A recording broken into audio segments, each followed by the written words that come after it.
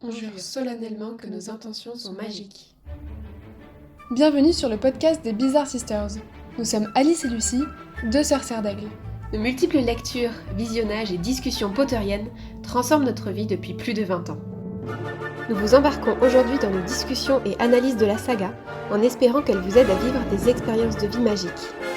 Alors sortez vos oreilles à rallonge et c'est parti pour ce nouvel épisode. Sonorus.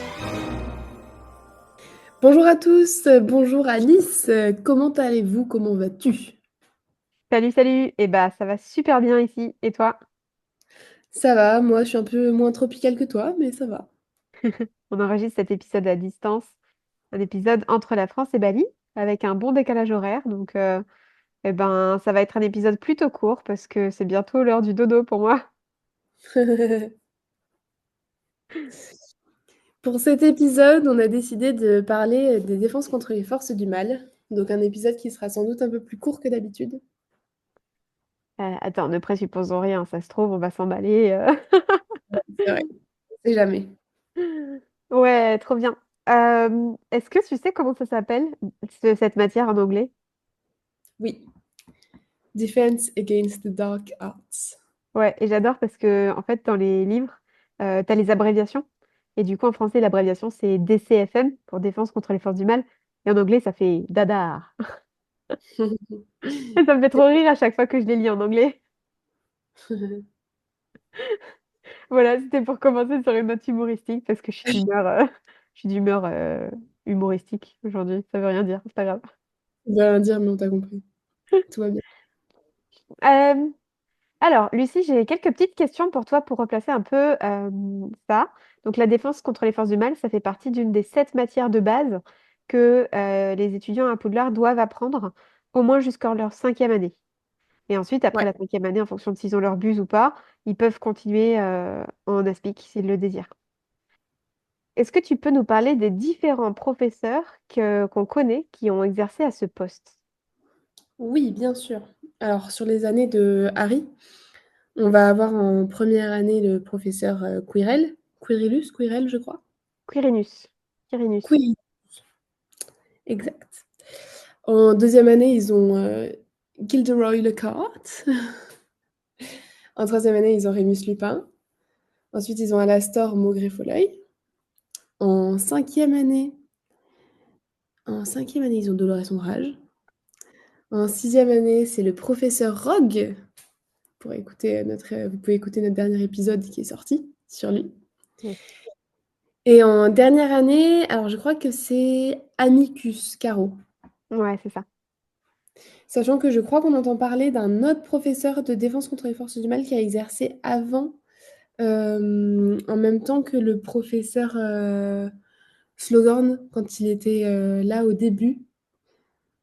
Ah, dans la Pancine? Ouais, c'est possible. Effectivement, alors on sait pas de quoi, on sait pas qu'est-ce qu'il enseigne. Oh, j'ai du mal avec mon français aujourd'hui. On sait pas ce qu'il enseigne, mais effectivement, dans la Pancine, quand on voit le souvenir de Slughorn, Tom Jedusor demande si le professeur Nanana va Ouais, pas partir en retraite. c'est ça. Et en gros, on le sait parce que dans Harry Potter 6, au début quand Albus vient chercher Slughorn, Slughorn il dit oui, mais je veux le bureau du professeur. Est-ce que tu te rappelles du nom du Non, professeur? pas du tout. C'est Galatea Tête en joie. Ah, tête en joie. Mais tu vois, moi je me pose une question, je suis pas sûre que ce soit un professeur de défense contre les forces du mal. Mais en tout cas, sur le wiki Harry Potter, elle est, Ah, ok. elle est considérée comme professeure de force du mal, de défense Ok. contre les forces. Ok, soit. Bon, très bien. Il y a marqué que, ouais, elle fut professeure à Poudlard pendant 50 ans, de 1894 à 1944. Or, Slughorn, lui, Ah. et sachant que du coup, Slughorn, lui, la première fois qu'il était professeur à Poudlard, euh, il a commencé au cours des années 20, 1920. Et voilà, Ok, c'est jusqu'à 81 à peu près qu'il a... Ouais, il a pris sa retraite en 80. C'est très intéressant parce que ça va me permettre de faire le lien avec quelque chose que je voulais dire justement. S'il y a autant de professeurs de défense contre les forces du mal, c'est pourquoi, Lucie? C'est à cause de la prophétie, notamment. De la prophétie? Non? Non? Alors, je sais qu'il y a une malédiction. Ouais, il y a une malédiction sur ce poste. Et est-ce que tu sais qu'est-ce que c'est que cette malédiction? La malédiction, c'est que... Ah, je sais plus exactement. Je sais plus si c'est qu'il meurt après... Alors, tous Enfin, je les sais. professeurs ne meurent pas à la fin de leur année, hein, Oui. quand même. Euh, Mais il y a souvent des... Enfin, il reste jamais plus d'un an, non, globalement. ouais. En fait, il y a une malédiction sur le poste de professeur de défense contre les forces du mal, qui fait que les professeurs ne peuvent pas rester plus de 1 an. C'est pas depuis que Voldemort voulait ce poste que Ouais, c'est ça? c'est ça Ouais, exactement. En fait, ça c'est. Alors, en fait, on sait justement que Tom Jedusor, alias Voldemort, à la fin de ses études, il est allé voir Dippet, donc l'ancien directeur avant Dumbledore, et il allait lui demander le poste de défense contre les forces du mal. Et en fait, le moment où Tom Jedusor a terminé sa scolarité, c'est, je te le donne en mille, 1944. Donc, au moment où le professeur Tétangeois, du coup, c'est ça, hein, ouais, précédent, part en retraite. Donc, il y a une opportunité. c'est ça. Il y a une opportunité. Euh, donc, il y a une opportunité pour lui de saisir ce poste. Bah, donc, il va la saisir et il va aller demander ce poste à Armando Dippet, qui lui dit que il n'a pas assez d'expérience, il est trop jeune. Donc, ils reviennent plus tard. Et entre-temps, est-ce que tu te souviens ce qui s'est passé après pour lui? Bah, effectivement, il va chez Barjo Burke d'abord. Il va travailler Apparemment, là-bas. ouais, apparemment, c'est un excellent vendeur et puis il a un physique très envoûtant, ce qui m'étonne d'ailleurs parce que il avait déjà fait un Horcrux quand il était en sixième année, entre la cinquième et sixième année, si je dis pas de bêtises. Ouais, Et tout à donc, du fait. coup, ça m'étonne que son physique reste beau et envoûtant, alors qu'il est censé avoir déjà une apparence moins humaine. Bah, on sait qu'il y a un truc un peu moins humain chez lui parce qu'effectivement, il a déjà fait un Horcrux, donc la bague des Gaunt, Mm. en tuant son père. Euh, mais c'est après, du coup, son poste chez Berge Burke, qu'il va recréer encore des Horcruxes. Ouais, apparemment, pendant un moment, plus personne n'entend parler de Tom pendant longtemps. Et c'est ensuite, il redemande le poste de professeur de défense contre les forces du mal auprès de Dumbledore, qui a été nommé directeur très récemment. Entre 1965 et 1971. Ouais, c'est ça. Mais par contre, il a au moins 2 Horcruxes de plus, puisqu'il a le médaillon et la coupe de Poufsouffle. Mm. Et sachant qu'à partir du moment où Tom demande à Dumbledore, il refuse, et il est catégorique là-dessus. Et c'est à partir de ce moment-là que Voldemort il lance la malédiction sur le poste qu'il souhaitait. Ouais.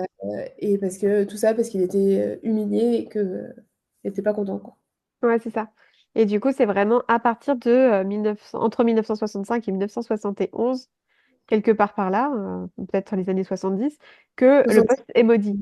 Donc, ça veut dire que quand même, avant que Harry arrive à Poudlard en 1991, il y a eu presque 20 profs de défense contre les forces du mal qui se sont succédés. Moi, je suis déjà étonnée que Dumbledore ait réussi à trouver des nouveaux professeurs pendant la scolarité de Harry, quoi. C'est clair. Est-ce que tu te souviens justement, ces 7 professeurs, pourquoi est-ce qu'ils sont partis à la fin de l'année? Qu'est-ce qui s'est passé pour chacun d'entre eux? Ouais, juste avant, je veux juste revenir. euh, quand Voldemort a refusé Tom Jedusor, il le refuse parce qu'il pense qu'il a d'autres raisons de revenir à Poudlard. Et ça s'avère vrai parce que il venait aussi pour créer d'autres Horcruxes avec notamment des items de chaque maison. Et il n'a pas pu le faire avec Gryffondor, mais il souhaitait le faire. Il Merci, voulait parce monter que oui, Gryffondor. effectivement, et du coup, on sait probablement à ce moment-là qu'il va cacher le diadème de Serre d'Aigle. Donc ça veut dire qu'à ce moment-là, il a 4 Horcruxes. Il a le... Bague. Ah non, mais il a le journal, la bague, le médaillon, le diadème et la coupe. Donc il a 5 Horcruxes en fait. Donc il a Ah déjà ouais. fait son âme en 6 parties. Et il manque plus que Nagini. Mais du coup, il voulait créer son dernier Horcrux au moment de la mort de Harry à la base. Au moment de la mort d'Harry, il voulait créer son Horcrux? Ouais, il s'était dit qu'il allait utiliser du coup la mort pour créer un autre Horcrux, je crois, non? Pas ça? Enfin bon, bref, en tout cas, c'est au moment de la Oui. mort de Harry que il y a une nouvelle séparation de son âme. Euh, Bah, au moment de la mort de Harry. Oui, tu m'as compris, des parents de Harry. Oui, ok. Euh, mais non, mais justement, c'était l'Horcrux qui n'était pas voulu, ça. Oui. Et après, derrière, il crée Nagini plus tard. Mais donc, effectivement, on peut comprendre que Nagini, Harry. c'est après Harry? Ouais, c'est dans le Harry Potter 4. En tuant Frank Bryce. Ah oui, c'est vrai. Mm. On dévie un peu du sujet sur les défenses contre les Ouais. forces du mal. Quoique, on parle des forces du mal, donc Ouais. ça peut rentrer dans le sujet, mais bon. Pas grave, on parle de Harry Potter. J'espère que ça vous intéressera toujours. Bon, théoriquement, ils sont là pour ça. Donc, du coup, Lucie, est-ce que tu te souviens, ces 7 professeurs, euh, qu'est-ce que... pourquoi est-ce qu'ils sont partis, chacun? Ouais. Si tu veux, on peut faire un sur deux. Vas-y. Bon, je commence du coup. Le premier, c'est Quirinus, Quirrell. Bon, du coup, concrètement, il n'avait pas tiré le bon lot, puisqu'il avait Voldemort derrière sa tête. Et qu'au moment de l'affrontement dans le passage sous la trappe, devant le miroir du Riséd, Harry a réussi à vaincre Voldemort. Voldemort qui prenait corps sur Quirrell, parce qu'il n'avait pas de corps à proprement parler. Et en fait, en posant ses mains sur... quand Harry a posé ses mains sur le visage de Quirrell, Quirrell en est mort parce que c'était tout l'amour que Harry avait reçu par sa mère, notamment, avant de mourir, que, que ça a impacté Voldemort. Et donc Quirrell, parce que Quirrell était le porteur du corps de Voldemort. Yes. Ok, très bien. Donc ça, c'est pour notre premier professeur. Le deuxième, notre cher Gilderoy Lockhart finit avec une amnésie, ouais, enfin, une perte de mémoire, quoi. Euh, Parce que le sortilège qu'il lance d'amnésie à Ron et Harry se retourne contre lui dans la chambre des secrets. Et du coup, il oublie qui il est complètement et il se retrouve à Sainte-Mauguste.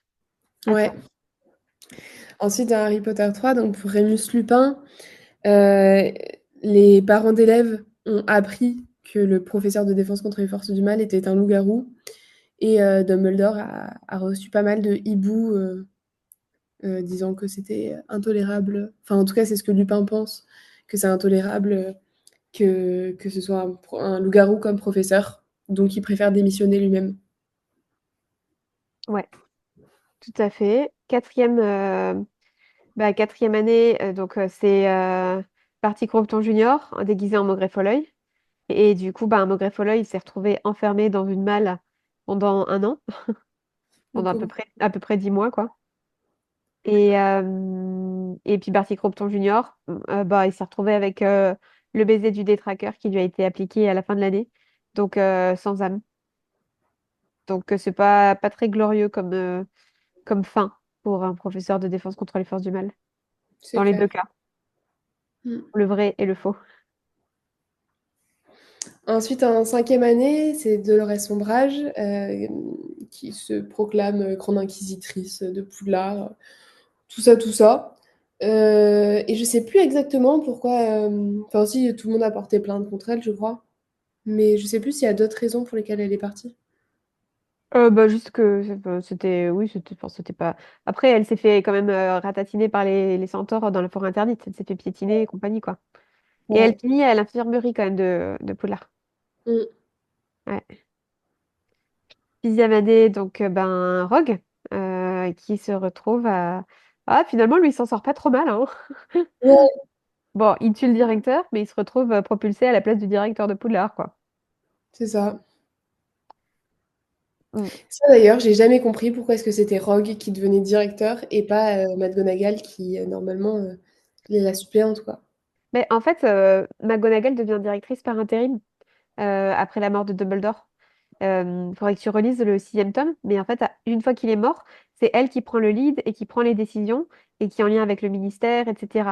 Et qui prend la décision de qu'est-ce qu'on fait. Elle réunit les professeurs de défense, elle réunit les directeurs de maison et Hagrid et elle leur demande qu'est-ce que vous pensez? Est-ce que vous pensez qu'on doit rester ouvert ou pas, étant donné que le directeur a été assassiné ici? Et du coup, ils décident ensemble que oui, ça doit rester ouvert si jamais il y a des élèves qui veulent revenir. Et en fait, c'est quand le ministère tombe aux mains de Voldemort dans le 7 que du coup, ben, le nouveau ministère, sous les ordres de Voldemort, décide de changer les décrets et décide que maintenant c'est obligatoire d'aller à Poudlard. Maintenant, le nouveau de directeur, c'est un tel. Et voilà, en fait, à la base, c'est quand même McGonagall qui est directrice après de Dumbledore normalement. J'avais oublié ça. Merci. On fait beaucoup de digressions quand même, hein. Oui. Euh, Il y a un passage que j'adore en Et particulier. dans Harry Potter 7, du coup, Amicus Carro, à la fin, Oui. c'est pendant la bataille dans le château où Harry il revient à Poudlard et qui se bat contre Rogue. Rogue, en fait, il envoie des sortilèges aux frères et sœurs Carreau. Ouais. Alors, je sais plus s'ils sont. C'est pas pétrifié, je sais plus ce qui leur arrive exactement. En tout cas, on le voit dans le film, dans le livre, on ne sait pas. C'est complètement différent, en tout cas dans le livre. Mais dans le film, effectivement, on voit que Rogue se débarrasse un peu des carreaux pour aider bah, le camp de l'Ordre du Phénix, quoi. Ouais. Mm. Toi, t'aurais accepté un poste de défense contre de professeur de défense contre les forces du mal ou pas? En sachant qu'il y avait la malédiction. Ouais. Enfin, en te rendant compte que depuis 20 ans, tous les profs, ils se barrent au bout d'un an. Alors, si je savais qu'il y avait la malédiction, je pense que non. Et si je le savais pas, mais que je le voyais, je pense que j'aurais pu tenter ma chance parce que je trouve que cette matière est extrêmement intéressante. Mm. Et toi? Euh, Moi, je pense que je me serais posé la question de pourquoi est-ce qu'il y a autant de turnover quand même. Ouais. Euh, Moi, je pense que j'aurais plus ma place en tant que professeur des potions. Tu penses? Ouais, ouais, je sais pas. Ou de métamorphose. Mais la défense contre les forces du mal, peut-être pas, tu vois. Ouais, je te vois Enfin, pas trop là-dessus. non, je sais pas, c'est pas la matière qui m'aurait le plus attirée. Euh, Mais ouais, je pense que ça m'aurait quand même questionné de me dire, purée, mais pourquoi est-ce qu'il y a personne qui reste, quoi? Parce que honnêtement, des positions de professeur à Poudlard, ça doit pas s'ouvrir tous les 4 matins, hein, parce que tu regardes Mm. Dumbledore qui est là depuis je sais pas combien de temps, Rogue qui est là depuis 16 ans, McGonagall qui est là depuis 30 ans. Enfin, Bah, c'est... Rémi, certains têtes en joie qui est resté 50 ans, quoi. Ouais, voilà. Donc, te dire, ah, en fait, finalement, il y a un poste où, qui est dispo tous les ans, moi, ça aurait attiré mon attention, tu vois. C'est vrai. Ouais, c'est vrai. Mm. Après, moi, ma grosse question, c'est pourquoi est-ce que Dumbledore a pas mis en place quelque chose pour contrer cette malédiction? Parce que peut-être qu'il aurait eu le pouvoir quand même de lever une malédiction. Pour contrer une malédiction. Bah, c'est pas le principe justement des forces, de la défense contre les forces du mal? C'est pas faux. Est-ce qu'il y aurait pas eu un prof de défense contre les forces du mal qui aurait dit, hé les gars, moi, je suis tellement puissant, je suis tellement dans ma matière que, que je vais vous lever cette malédiction. Ouais, c'est vrai. Personne de la taille de Voldemort, visiblement. Visiblement. Il y a une citation que j'adore particulièrement qui parle justement des forces du mal. Je t'ai demandé de la chercher, Lucie, parce que du coup, j'ai pas mes livres avec moi à Bali. Est-ce que tu peux nous partager du coup ce que Rogue dit au début du premier cours de défense contre les forces du mal, défense. Bon, vous avez compris. J'y arrive pas. Dans le 6e tome. Ouais, effectivement, il fait un petit monologue sur les forces du mal. La phrase qu'il dit donc, c'est: «Les forces du mal sont nombreuses, diverses, toujours changeantes et éternelles. Les combattre, c'est comme combattre un monstre aux multiples têtes. Chaque fois qu'on en tranche une autre repousse, plus cruelle encore et plus rusée qu'avant. Vous devez affronter ce qui est instable, mouvant, indestructible.» Merci. Dire. T'en penses quoi de ça? Bah, je trouve qu'il est très juste. C'est pour ça aussi que je trouve ce cours très intéressant, c'est qu'en fait, on peut toujours apprendre parce que il y a la magie que tout le monde connaît, la magie classique, et après, il va y avoir la magie un peu plus poussée. Va y avoir les forces du mal, euh, tout ça, et c'est plein de types de magie différents. Et au-delà de ça, c'est aussi, enfin, je sais pas si ça marche comme ça ou pas, si chacun peut créer aussi un petit peu sa propre magie. C'est-à-dire que, par exemple, les moldus, ils ont chacun leur type d'écriture. Enfin, personne n'écrit pareil. Il y a que l'ordinateur avec le clavier qui va faire une même écriture, heu, qui est partout la même. Et encore, Mm. il y a différents types de police. Mais est-ce qu'on peut créer chacun sa magie? Qu'elle soit plus ou moins puissante? Oui. On va prendre l'exemple avec le professeur Rogue, comme on en parlait dans l'épisode dernier. Hem, c'est lui qui a créé le sortilège, le maléfice, non, sortilège, Sectum Sempra. Ouais, Et ça, pour le combattre, bon, c'est lui qui en a inventé le remède, le sortilège remède, mais si jamais il n'existait pas, il fallait bien que quelqu'un le crée. Faut bien réussir à contrer ce maléfice. Enfin, ce sortilège, pardon, je vais y arriver. ouais. Et donc, chacun crée aussi un peu sa magie, parce que il suffit juste d'avoir les connaissances, les compétences. C'est pas donné à tout le monde, mais malgré tout, chacun a des connaissances différentes. Chacun va créer de la magie et de la nouvelle magie aussi. Et Mm. donc réussir à trouver comment on fait pour éviter ça, ou alors comment reproduire ça. Mm. Par exemple, pareil, les Horcruxes, on n'en parle pas assez. Mais, mais les Horcruxes, à la base, comment il s'appelle? C'est quelqu'un l'infâme qui a créé les Paul Horcruxes. infâme, ouais. Voilà. Et ben lui, il avait créé un Horcrux. Et depuis, il y avait juste une ou deux personnes qui avaient refait un Horcrux. Voldemort, il s'amusait à en créer 7. Ouais. C'est pas une nouvelle forme de magie parce que ça existait déjà, mais c'est le premier qui va aussi loin. Ouais, c'est ça, c'est qu'il y a quelque chose de l'ordre, je vois ce que tu veux dire, quelque chose de l'ordre de, euh, ah ben, on sait jamais d'où ça va surgir, on sait jamais trop qu'est-ce qui va être inventé, Ouais, qu'est-ce qui va être nouveau, parce que finalement, ben, en fait, on peut dire qu'il y a une forme de recherche dans la magie, dans le sens où il y a des nouveaux sortilèges qui sont créés, ou des nouvelles potions, ou ben, ouais, des nouvelles expérimentations, et en fait, les expérimentations de magie noire, c'est pas forcément ce qu'il y a de plus évident. Je suis en train de me dire, même le sortilège de feu démon, qui à la fin détruit complètement la salle sur demande, ouais, euh, rien que quand il a été inventé, je me dis, ça a dû être chaud, c'est le cas de le dire, ouais, de pouvoir le maîtriser, quoi, de savoir comment on fait pour réussir à maîtriser ça. Et en fait, c'est jouer avec la magie et jouer avec des choses que tu sais pas trop ce que ça va donner, quoi. Euh, donc il y a un côté un peu effrayant, effectivement, de dire jusqu'où ça peut aller. Mais finalement, tu vois, c'est un peu la même chose avec la technologie aujourd'hui. Euh, avec la technologie, à la fois le côté, ouais, je suis tu vois, je d'accord. pense au côté médical ou le côté bionique, tu vois, qui est en train de s'installer en mode, ah ben on va faire des hommes bioniques avec, on va remplacer plein d'organes, etc. Mais ouais, mais en fait, à quel moment, du coup, ça devient plus de l'humain? Ou bien sur le côté technologique, de jusqu'où on va, en fait, avec cette histoire d'intelligence artificielle. Et finalement, Totalement. il peut y avoir un beau parallèle, justement, je trouve, là-dedans. Mm. Ouais, je suis d'accord.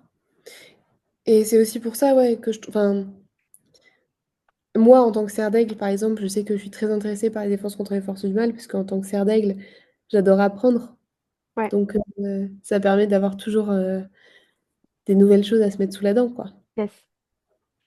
Et par contre, tu vois, ce que je trouve intéressant aussi, c'est que par rapport à ce qu'il dit, c'est justement que tu pourras jamais réussir à combattre complètement les forces du mal, dans le sens, moi, je le vois vraiment comme un équilibre, comme avec le yin-yang. Tu vois, le symbole du yin et du yang? Ouais, il y a un point blanc dans le côté noir et un point noir dans le côté blanc. Exactement. Et en fait, en Chine, le yin et le yang, c'est deux énergies qui sont complémentaires. Et en fait, l'une ne peut pas vivre sans l'autre. Et de la même manière que sur une pièce de monnaie, ben, tu peux pas avoir que face ou que pile. Tu as forcément les deux, tu vois. Et en fait, c'est la même chose avec le bien et le mal. Tu peux pas avoir que le bien, parce que le mal, c'est comme, enfin, c'est des polarités, en fait. Tu peux pas avoir que le bien ou que le mal. Tu es obligé d'avoir les deux. Et, et imaginez, par exemple, que tu coupes le mal et tu mets beaucoup de bien, ben, en fait, ça veut dire que forcément, pour équilibrer, il va falloir qu'il y ait beaucoup de mal de l'autre côté. Euh, Tu vois ce que je veux dire? Ouais, je trouve que le parallèle est très beau. Euh, et voilà. Et du coup, ce que j'aime bien aussi avec ce côté, cette comparaison avec le yin-yang sur les forces du mal, c'est aussi que, ben, on le voit, il y a du blanc dans le noir, du noir dans le blanc. Euh, L'un peut pas vivre sans l'autre. D'ailleurs, c'est un très beau miroir entre Voldemort et Harry. Euh, mais aussi, il y a du bon et du mauvais dans chacun. En fait, tu peux pas être que blanc ou que noir. Et ça, c'est un des plus beaux messages de Harry Potter. C'est que... J'allais le dire! Vas-y, je te laisse alors. Non, mais c'est ce que Sirius dit dans Harry Potter 5, quand Harry, il arrête pas de après l'attaque, de Monsieur Weasley. Après l'attaque de Monsieur Weasley, Harry, il se sent super mal et il dit: «Mais en fait, j'ai l'impression d'être tout le temps en colère, d'être tout le temps d'incarner le mal quoi, limite» et c'est là que Sirius lui dit: «Mais en fait, on est ni blanc, enfin, ni blanc ni noir, on est ni mauvais ni méchant et il y a pas de mauvais ni de méchant dans la vie, il y a pas les mange-morts et l'ordre du Phénix, quoi. C'est un mélange de gris et Ouais. c'est ça qui est beau et effectivement, c'est la métaphore aussi du yin et yang donc merci pour cette T'as, métaphore qui est très belle. t'as des exemples, justement, de personnages qui sortent du stéréotype de tout blanc ou tout noir? Bah, Rogue typiquement. Ouais. Donc, il est bien à sa place pour être prof de défense contre les forces du mal, finalement, non? Tu quand même réussi ton coup à nous faire parler de Rogue encore plus que pendant un grand épisode, hein. Ah ouais, mais bon, c'est mon chouchou. Ouais, non mais typiquement après, on va aussi par exemple avoir Lupin. Lupin qui est quelqu'un de d'adorable, de très intéressant, mais quand il se révèle en tant que loup-garou, bah, c'est un loup-garou, quoi. Donc, c'est un animal qui prend le dessus et ses instincts d'animaux sont là et il met totalement sa part humaine et ses amis et voilà, quoi. Ouais, c'est un super exemple, Lupin. Et il y a Harry aussi, tout simplement, parce que ben il y a l'Orcrux qui vient en lui et qui fait que, en fonction des moments, ben il peut avoir le côté bien ou le côté mal qui va ressortir plus. Ouais, totalement. Mm. Mais j'ai une question pour toi. D'après toi, pourquoi est-ce que Dumbledore a accordé le poste à Rogue en sixième année? En fait, je pense que Dumbledore savait que Rogue, ce serait un très bon prof de défense contre les forces du mal, parce que déjà, c'est une matière qui l'intéresse énormément, qu'il a un peu ça dans le sang aussi. Enfin, dans le sang, enfin, il a été du côté de Voldemort, donc il a eu des fois, enfin, voilà, il a eu ce côté-là. En plus, il est Occlumens, il est Legilimens, donc il maîtrise très bien. La preuve, c'est aussi lui qui va former Harry un peu à l'Occlumentie en cinquième année. C'est lui qui prend le relais sur un cours de Lupin, pardon, dans Harry Potter 3. Euh, mais effectivement, comme ce poste est maudit, il voulait pas compromettre la santé de Rogue ou au-delà de sa santé, bah, c'est sa personne. Et puis, il lui a accordé en sixième année parce qu'il savait que à la fin de l'année, il serait amené à mourir et potentiellement de la main de Rogue parce que Rogue avait fait le serment inviolable de, de protéger Drago. Et donc, c'était un peu la dernière année où il pouvait faire ça. Ouais, je te rejoins. Mais c'est clair que ça, Dumbledore ayant conscience qu'il y a une malédiction sur le poste, je pense qu'il n'avait pas envie de perdre Rogue. Euh, Ouais, et donc Rogue a eu beau lui demander d'être prof. Euh, je crois que Dumbledore, il comptait un peu aussi sur Rogue pour protéger Harry quand même. Euh, ouais, et peut-être aussi pour le garder sous ses yeux, un peu le garder sous contrôle, quoi. Et dire, je te garde dans le viseur. Parce que sinon, s'il est plus à Poudlard, bah, peut-être que aussi, peut-être ça aurait été je sais pas. Après, Dumbledore, c'est quelqu'un qui fait confiance quand même. Donc, est-ce que... Il fait confiance, mais il maîtrise aussi. Il est... Ouais, il a toujours un temps d'avance. Ouais. Et il contrôle beaucoup. Mm. Tu te souviens de quelques créatures qui ont été euh, abordées, enseignées, étudiées euh, en cours de défense contre les forces du mal? Bah, je voulais te proposer justement qu'on fasse un petit récap de ce qu'ils apprennent un peu en chaque année. Tu veux commencer? Allez. euh, Bah, en fait, dans les livres, on n'a pas d'aperçu des cours de défense contre les forces du mal. Donc, on ne sait pas trop en première année. Hmm. Après, en deuxième année, on a le cours mémorable sur les lutins de Cornouailles. Après, on sait juste en première année un petit peu certaines choses. On sait que la salle de classe de Quirrell, elle sentait beaucoup l'ail et qu'il affirmait qu'il avait déjà rencontré des vampires ou en tout cas il s'en protégeait. Mm. Voilà, qu'il est allé en Roumanie et que il craignait les vampires, tout ça. Et pareil, tu sais d'où il vient, soi-disant, son turban? Euh, que c'était un prince qui lui avait offert ou quelque chose comme ça, non? C'est ça, et il avait été offert, soi-disant, par un prince africain qui l'avait débarrassé d'un zombie. Ok. Voilà. Et par contre, apparemment, quand Simus lui demande d'expliquer comment est-ce qu'il a combattu ce zombie, là, Quirrell, il change de sujet direct. J'adore. L'évitement pour garder le mensonge intact. C'est ça.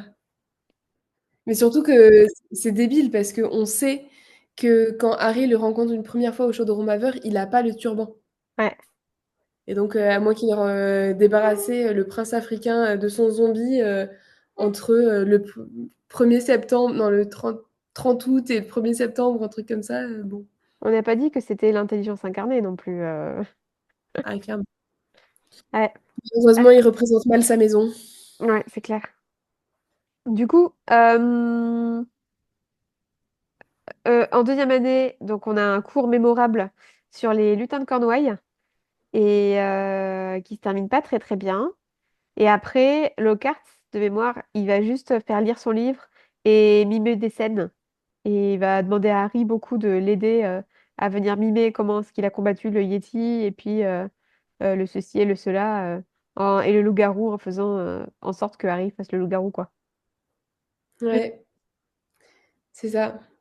Et pareil, il leur fait remplir un questionnaire mémorable dans le livre où, en gros, il demande Enfin, il donne un questionnaire pour voir si les élèves ont bien lu ce livre et en demandant, par exemple, sa couleur préférée, qui est le lilas, parce que Hermione le sait. Mhm. Ouais. Mm. Sacré, sacré Gilles de Roi, hein. C'est clair. Mm. Ensuite, en troisième année. À toi. Ouais. En troisième année, on sait que dans son bureau, il y a un strangulo notamment, Ouais. mais il ne pas cette créature en troisième année. Je crois pas. Si, je crois que si, parce qu'il dit, quand Harry va le voir pour prendre le thé, il lui dit il a reçu un strangulo pour le prochain cours. Ah ouais, ok. C'est possible. Ah, le 3 je le connais beaucoup trop par cœur, hein. Encore plus que les autres. Bah, ils apprennent bien évidemment les épouvantards, donc Ouais. Strangulo. Euh, On je parle sais qu'ils des ont kappas aussi. ouais, les Kappa. Ils ont un devoir sur les vampires. Le cours de Rogue, c'est un cours sur les loups-garous. Ouais. Il y a des petits ponks aussi. Ouais, je sais plus ce que c'est. Alors, le kappa, c'est un démon des eaux japonais. Et Ouais. le petit ponk, vas-y. Ah oui, le petit ponk, c'est les créatures notamment marines du coup qu'il y a dans Harry Potter 4 par exemple. Non, c'est un truc des marais plutôt, non? Ah ouais? Ponk, c'est une petite créature dotée d'une seule patte, dont le corps et les bras semblent constitués de filets de fumée entrelacés. Il tient une lanterne Ouais, c'est et ça. avec ça, il attire les voyageurs vers les sols marécageux. Oui, c'est ça. Donc, c'est une créature des marais. les petits punks. Exact, bien vu. Et apparemment, ils étudient aussi les chapeaux rouges. Ouais, c'est vrai. C'est des petites créatures qui ressemblent à des nains ou des gobelins. Mm. En quatrième année, Alice. Bah, pareil, il y a un cours mémorable sur les sortilèges impardonnables. Ouais, Et ça, on sait pas trop si c'était dans le programme de base, parce qu'a pas priori sûr. pas, hein. Mais sinon, on n'a pas trop d'éléments non plus sur ce qui se passe en quatrième année. Mm. Après, Harry, par contre, lui, il met beaucoup en place de choses en quatrième année. Il apprend énormément et il transforme plein de choses et grâce au tournoi des trois sorciers, quoi. Mm. Et puis grâce à ses expériences pratiques de rencontres avec Voldemort et compagnie, quoi. Ouais, c'est clair. Euh, cinquième année. Ouais, en cinquième année, avec Ombrage, ils apprennent pas grand-chose, bizarrement. Ouais. Elle veut pas qu'il y ait de baguette dans son cours, qu'ils utilisent la baguette, ce qui est plutôt une honte à mon goût. Donc ils apprennent beaucoup la théorie, mais pas grand-chose. Après, par contre, en parallèle, ils créent l'armée de Dumbledore, où là, par contre, les élèves, ils apprennent beaucoup. Ils font des patronus, ils font des sortilèges comme Reducto, ils font du désarmement, je crois. Voilà. En sixième année? En gros, juste dans la D, Harry, il transmet ce qu'il connaît, quoi. Ouais. En résumé. En sixième année, on sait qu'ils apprennent les sortilèges informulés, mais que au final, c'est un peu le cas dans toutes les matières, pas que en défense contre les forces du mal, mais que c'est apprendre à se défendre et à défendre, à lancer des sortilèges défensifs de manière informulée, donc sans les prononcer. On sait aussi qu'ils étudient les inféries, la différence entre les inféries et les fantômes. Mm. Il y a une scène géniale que j'adore dans le livre où, pendant un cours, il y a un élève qui demande comment savoir si c'est un inféri ou un fantôme. Et Harry, il est en train de discuter avec Ron et Hermione. Et du coup, Rogue, il lui dit Monsieur Potter a l'air de tout savoir, donc allez-y, dites-nous, Potter, concrètement, quelle est la différence entre un inféri et un fantôme? Et Harry lui répond Ben, un fantôme, c'est transparent. Mm. Et Rogue qui répond Oh là là, Monsieur Potter, un enfant de 5 ans aurait pu nous dire la même chose. Merci d'être venu. Merci pour cette prise de conscience. Et il commence à expliquer la différence. En fait, c'est hyper intéressant comme différence parce qu'un fantôme, c'est une âme. Du coup, c'est une empreinte du corps laissée par un défunt. Une empreinte du coup de la personne, mais laissée par le défunt. En fait, c'est son âme, c'est une âme errante, quoi, un fantôme. Et un Mm. hystérique, c'est juste un corps mort euh, qui a été animé par de la magie. Ouais. Donc en fait, ça ressemble un petit peu aux zombies, quoi. Et donc en fait, dans un cas, on a l'âme sans le corps, et dans l'autre, on a le corps sans l'âme, finalement. Donc Mm. c'est assez intéressant en miroir. Et du coup, quand il explique un petit peu ça, sans les explications Alice, mais voilà, euh, Ron lui répond Ah bah en fait, ce que Harry va nous dire beaucoup plus, va nous aider beaucoup plus parce que ça sera quand même beaucoup plus facile de vérifier si on a en face de nous quelque chose de transparent ou de matériel, plutôt que de demander si c'est une empreinte d'un corps. J'adore la répartie de ces professeurs à chaque fois, de ces personnages. Ouais. Pas C'est mal. franchement pour ceux qui les ont pas lus, allez lire les livres hein, parce que c'est vraiment vraiment excellent et c'est beaucoup mieux que les films. Et puis on prend conscience aussi du côté euh, humoristique de Harry à un autre niveau quoi. Il est tellement drôle, il a tellement il est sarcastique en fait comme personnage. Ouais. Et du coup en septième année, ben on sait pas trop parce que c'est enseigné par des morts donc On sait qu'en septième année, du coup, Amicus Caro, donc le frère, il fait subir. Enfin, en gros, il laisse les élèves s'entraîner entre eux, mais s'entraîner en vrai, et sur des élèves de retenue, par exemple. Niveau éthique, c'est pas top. ouais. Et il enseigne des sortilèges de magie noire. Ouais, donc du coup, c'est pas extra comme cours parce qu'au final, c'est intéressant ça, c'est de savoir que en fait, Poudlard enseigne la défense contre les forces du mal, mais d'ailleurs, Neville le dit quand il retrouve Harry, Ron et Hermione à la fin. Il dit, ben maintenant, c'est plus de la défense contre les forces du mal, c'est un peu de l'initiation à la magie noire, quoi. Et Ouais. d'ailleurs, c'est intéressant de se rendre compte aussi que Poudlard enseigne la défense contre les forces du mal, mais par exemple, Durmstrang, donc une autre Mm. école de magie, celle d'où vient Victor Krum, n'enseigne pas la défense contre les forces du mal, mais enseigne la magie noire. Ouais. Donc, c'est pas une matière qui est enseignée partout autour du monde, et notamment en septième année, du coup, c'est pas enseigné en fait finalement. Ouais, et c'est marrant parce que sur le wiki, par exemple, il est marqué que Amicus Carros, c'est le professeur d'art de la magie noire et non pas de défense contre les forces du mal. Ouais. Donc en fait, finalement, on peut dire que on vous a menti. En fait, il n'y a pas de professeur de défense contre les forces du mal en cinquième année. Il n'y a pas Ouais, de cours de défense contre les forces du mal. ouais. Mm. Est-ce que Alice, tu saurais nous dire où est située la classe de défense contre les forces du mal? Euh, Au troisième étage? Non, Non? non. Elle est au premier étage. Et donc du coup, il y a des fenêtres, parce qu'on sait que les lutins de Cornouailles les ont cassées pour s'échapper. Il y a un lustre en fer, puisqu'il y Ok. a le fil qui était suspendu dessus, par les oreilles. En gros, les élèves, ils viennent de la cour de récréation, donc depuis le rez-de-chaussée. Ils prennent un grand couloir, ensuite ils montent les escaliers, enfin un seul escalier, qui les amène du coup au premier étage pour arriver dans la classe de défense contre les forces du mal. Mm. Ok. Et on sait que par exemple à Ilvermorny, la défense contre les forces du mal est aussi enseignée. Ilvermorny, c'est l'école américaine, pour les personnes Ouais, qui... c'est ça. Euh, j'ai une autre question pour toi, Lucie. Mhm. On sait que Harry, c'est le meilleur en défense contre les forces du mal.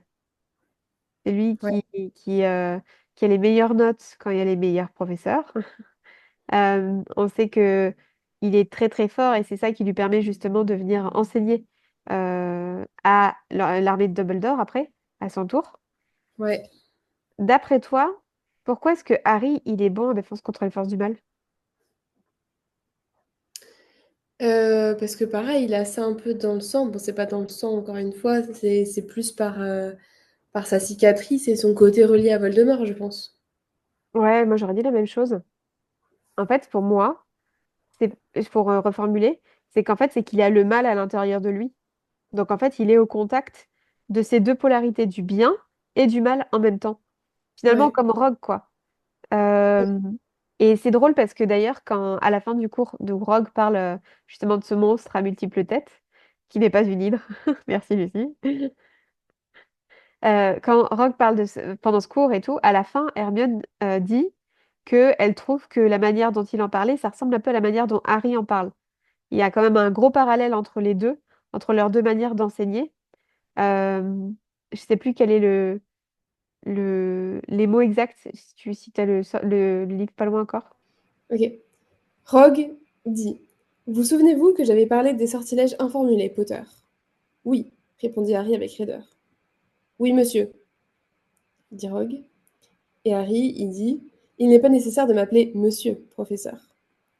C'est là où, du coup, Rogue donne une retenue à Harry. Et en sortant, Ron, il est tout content, il dit: Ah, c'était trop bien, c'était magnifique. Hermione dit qu'il n'aurait pas dû dire ça. Harry répond: Il a essayé de me jeter un maléfice au cas où tu n'aurais pas remarqué. J'ai suffisamment subi ce genre de choses pendant des leçons d'occlumencie. Pourquoi ne prendrait-il pas un autre cobaye pour changer? Euh, on se demande à quoi joue Dumbledore en lui confiant les cours de défense. Vous l'avez entendu parler des forces du mal? Il les adore. Tous ces trucs qu'il a racontés sur ce qui est instable, indestructible. Eh bien moi, dit Hermione, j'ai pensé qu'il parlait un peu comme toi. Comme moi? Oui. Quand tu nous expliquais ce qu'on ressent face à Voldemort. Tu nous disais qu'il ne suffit pas de se souvenir de quelques sortilèges, qu'il n'y a plus que le cerveau et les tripes qui comptent. N'était-ce pas ce que Rogue disait aussi? Ouais, Que tout est dans le courage et la rapidité d'esprit? ouais. Donc j'aime Donc, bien le fait qu'elles mettent en parallèle justement Rogue et Harry dans leur manière d'enseigner et dans leur manière de partager parce que pour moi, ils ont en commun ce truc justement d'avoir vraiment les deux polarités à l'intérieur d'eux, de ressentir à la fois euh, de manière très paradoxale finalement, à la fois des pulsions vers le bien et vers le mal, j'ai envie de dire, tu vois? Et ça me fait penser à ce que tu nous partageais l'épisode précédent sur le parallèle entre Harry, Rogue, Voldemort et les trois frères. Ouais, La théorie dont Alice nous parlait au dernier épisode, c'est le parallèle entre le conte des trois frères et les trois personnages, donc Voldemort, Rogue et Harry. Que le premier frère, ce serait Voldemort, celui qui cherche le pouvoir avec la baguette. Que le deuxième frère, celui qui cherche à ramener à la vie les morts, ce serait Rogue, qui chérissait Lily et bah, qui est désespéré concrètement de sa mort.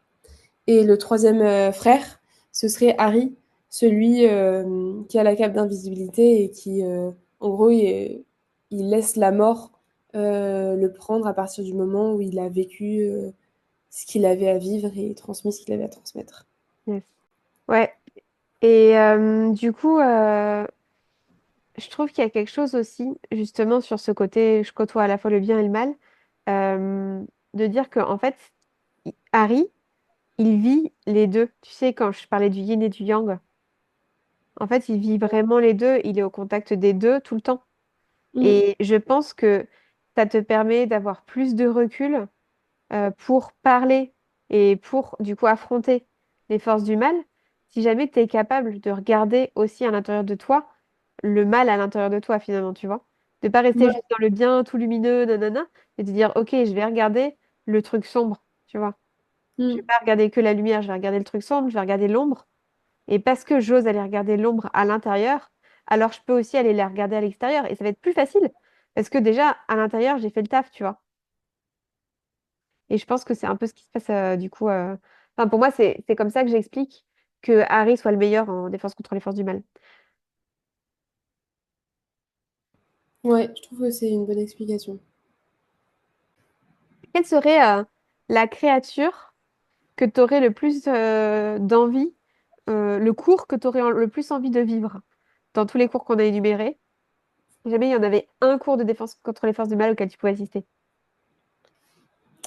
En vrai, je dirais peut-être ces bateaux, hein. Celui avec les épouvantards. Déjà, pour savoir, on en avait parlé justement sur l'épisode des épouvantards. Mais pour savoir quel serait mon épouvantard, mais le voir vraiment en vrai et en prendre conscience. Et aussi parce que c'est autant notre propre peur, on en a vraiment peur, autant généralement la peur des autres, c'est pas vraiment, enfin, c'est pas la nôtre. Et du coup, ça nous fait rire de l'avoir tourné en dérision, Ouais. sans rentrer dans le moquement, enfin dans la moquerie, c'est pas le Ouais, mot. je me suis bien amusée quand j'ai écrit à propos de ça sur mon livre parce que je trouve que les épouvantards, c'est tellement intéressant. Alors, si vous l'avez pas écouté, pareil, allez écouter notre épisode sur les épouvantards, qui est génial. Franchement, Mm. 5 sur 5 en étoiles et tout, vraiment extra. Comme celui-là d'ailleurs. On va Comme prendre un tout. peu de la modestie, de l'estime de soi de Gilles de Roy-Lockhart, comme on parlait tout à l'heure en off. Ouais. Trop bien. Merci Lucie, ouais. Attends, dernière chose. Petite question pour toi aussi, Alice. Quel professeur considères-tu être le meilleur euh, au niveau des forces du mal et celui qui a apporté le plus de connaissances? Bah, pour moi, c'est Lupin le meilleur dans sa méthode d'apprentissage, euh, dans ses qualités d'enseignant, en fait. Après, ouais, ouais, voilà. Et toi?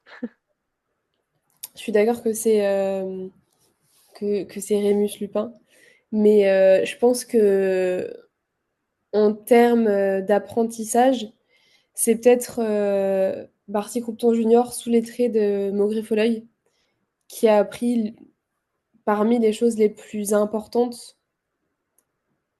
euh, comment dire? Enfin, ça fait partie des cours les plus importants qu'il a pu donner, je pense. Ouais. Mais Non? après, oui, oui, oui. Et je trouve juste que les méthodes pédagogiques sont pas forcément extra, quoi. Ah oui, on est d'accord là-dessus. Donc, en termes d'enseignant, je préfère Lupin. Oui, moi aussi. Et quel serait le professeur que tu considérais le plus lamentable? Bon, il y en a plusieurs qui sont lamentables, hein.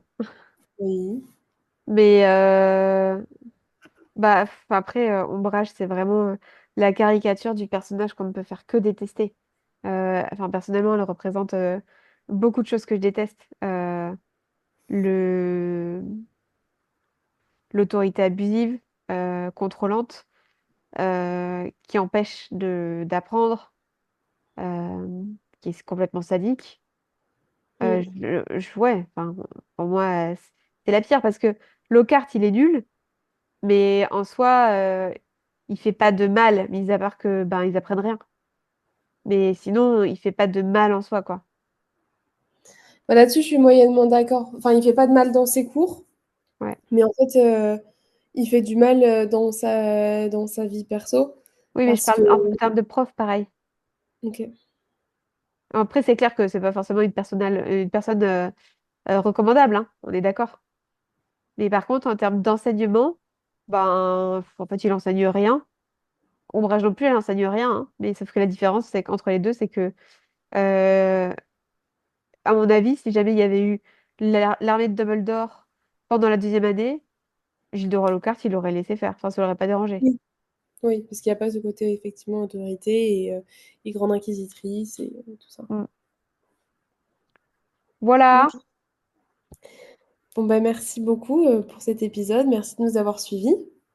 Merci pour tes commentaires et tes suggestions, Alice. C'est chouette, comme d'habitude. Merci à toi. Ouais. Finalement, c'est un plus gros épisode que ce que je pensais. C'est pour ça que je t'ai dit, te prononce pas trop et tout. Bon, moi, je vais quand même aller dormir. Ouais. Puis on vous retrouve bientôt pour un prochain épisode. Ouais, trop bien. À bientôt. À bientôt. Ciao. Les Bizarre Sisters vous retrouvent prochainement dans un nouvel épisode. Et d'ici là, pensez à illuminer votre vie. Lumos.